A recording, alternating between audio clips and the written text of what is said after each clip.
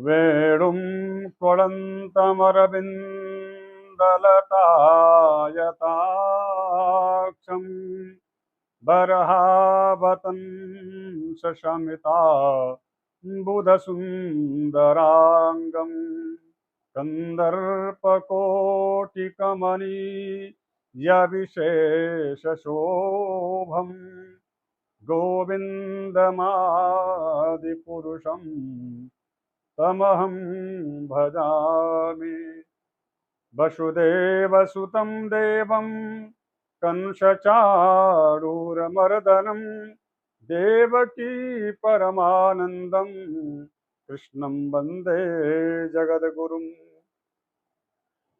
जय जय श्री राधारमण, जय जय नवल किशोर, जय गोपी चितचोर प्रभु, जय जय माखन चोर।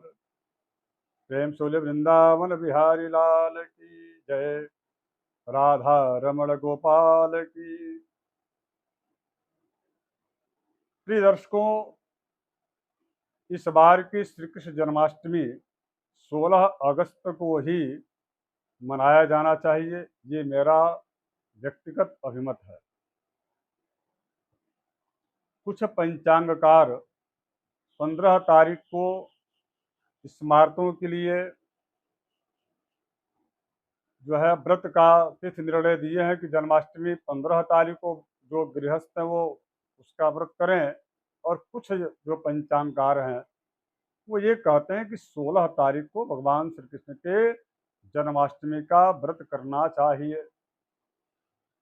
और कुछ वृंदावन में, जहाँ तक मुझे सूचना प्राप्त हो रही है, वृंदावन में जो संत हैं वो उनकी अपनी परंपरा है। रोहिणी नक्षत्र का विशेष ध्यान रखते हुए पूज्य संतजन वृंदावन में वो जो है रोहिणी नक्षत्र की महत्ता दे रहे हैं। इस कारण उनका 17 तारीख को उनके द्वारा श्री कृष्ण जन्माष्टमी का जन्म महोत्सव मनाए जाने का उन्होंने अपना एक जो है तिथि घोषित किया है। तो उसमें भी किसी प्रकार का कोई विवाद का विषय है ही नहीं। लेकिन यहाँ पर मैं आप सबको बताऊं, जो कि भगवान श्री कृष्ण जन्माष्टमी का व्रत रहना चाहते हैं, वह 16 तारीख को ही इस व्रत को करें। अत्यधिक जो है आपके लिए, चूंकि देखिए मेरे पास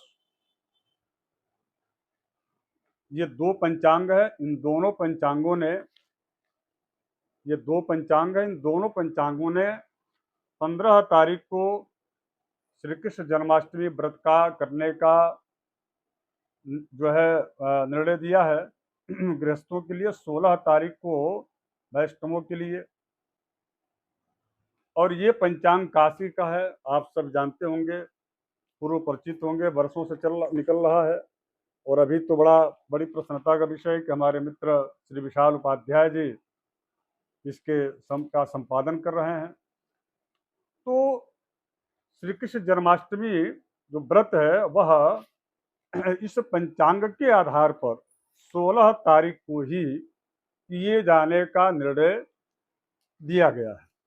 उसके पीछे कारण है, मैं केवल आपको पढ़ के सुना देता हूँ, क्योंकि विस्तार में हम न जाते हुए जो इन्होंने दिया है पंचांग में उसको मैं पढ़ के आपके समक्ष सुना देता हूँ। लेकिन मेरा निर्णय यही है कि 16 अगस्त को ही श्री कृष्ण जन्माष्टमी का व्रत रहना बेहतर होगा। बाकी आप अपनी गुरु परंपरा के अनुसार यदि आपको निर्देश मिलता है कि आप 17 को करें, चूंकि रोहिणी नक्षत्र का अधिक महत्व, तो आप उसको कर सकते हैं। यदि आपको स्वेच्छापूर्वक 15 तारीख को करने का कोई ऐसा सुनिश्चित रूप से किसी विद्वान के द्वारा आपको निर्देशित किया जा रहा, तो आप 15 को कर लीजिए। लेकिन मेरा व्यक्तिगत जो अभिमत है, और इस पंचांग जिसका आधार ऋषिकेश पंचांग और शास्त्र की ये बातें, जिनके आधार पर मैं कह रहा हूं कि मैं इस पंचांग का इस विषय पर मैं समर्थन करता हूं, ऋषिकेश पंचांग का। और इसके आधार पर आपको श्री कृष्ण जन्माष्टमी व्रत 16 अगस्त को ही करना चाहिए, क्योंकि इन्होंने स्मार्तों के लिए और वैष्णवों दोनों के लिए 16 तारीख एक ही दिन तिथि को सुनिश्चित किया है। बाकी संप्रदाय के अनुसार 17 तारीख को कुछ लोग कर रहे हैं, जैसे पूज्य संत पूज्य श्री राजेंद्र दास देवाचार्य जी महाराज जो वृंदावन वाले हैं, तो वो 17 तारीख को कर रहे हैं। ऐसे और भी कई सारे पूज्य संत जन हैं जिनका निर्णय 17 तारीख को करने का है, तो वो बिल्कुल उनके संप्रदाय के अनुसार आप सबको यदि उनसे जुड़े हुए हैं तो आपको जरूर करना चाहिए। किंतु जो सामान्य जन है, मैं उनको कह रहा हूं कि आप लोग जो है इस पंचांग का अवलंबन लेते हुए आप 16 अगस्त को श्री कृष्ण जन्माष्टमी का व्रत रहें। उसके पीछे कारण क्या है? देखिए, 15 अगस्त 2025 को श्री कृष्ण जन्माष्टमी मतलब अष्टमी जो तिथि है, वह जो है वह अष्टमी तिथि रात्रि 12:58 से लेकर के 16 अगस्त 2025 के शनिवार की रात्रि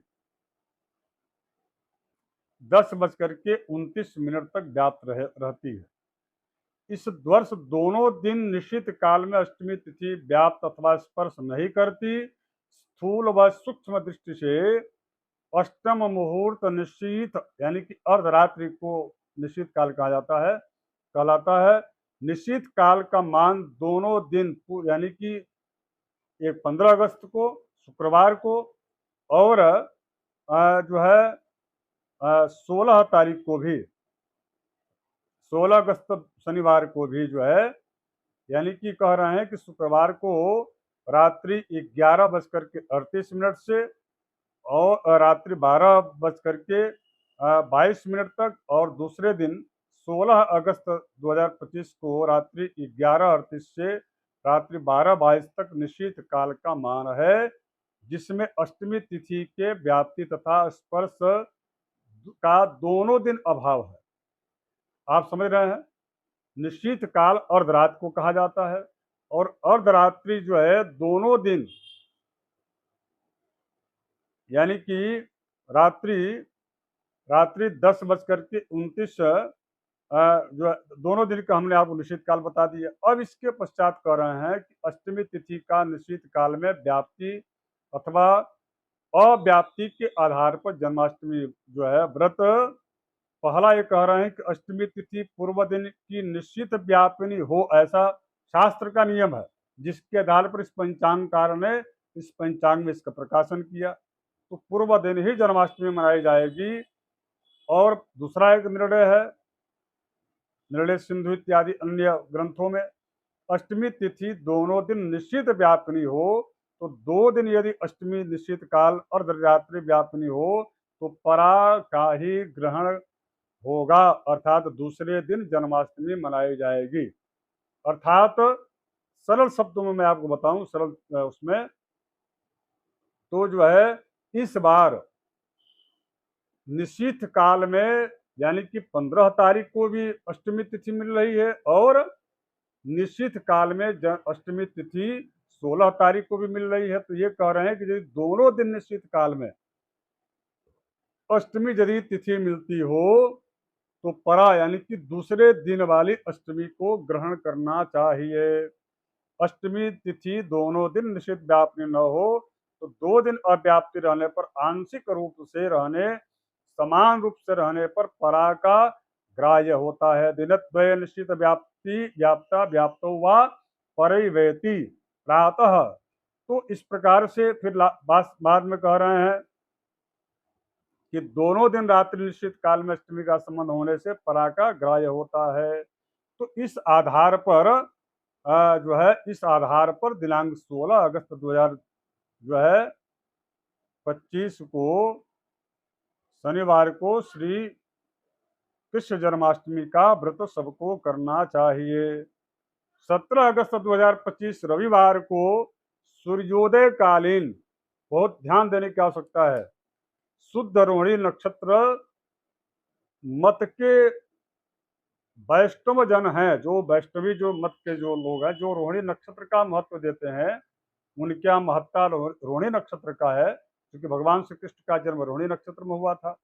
तो उनके अनुसार जो है 17 तारीख को वे लोग श्री कृष्ण जन्माष्टमी का पर्व मनाएं। इस प्रकार का यह पंचांगकार कह रहे हैं और निश्चित रूप से मैं भी इससे सहमत हूं।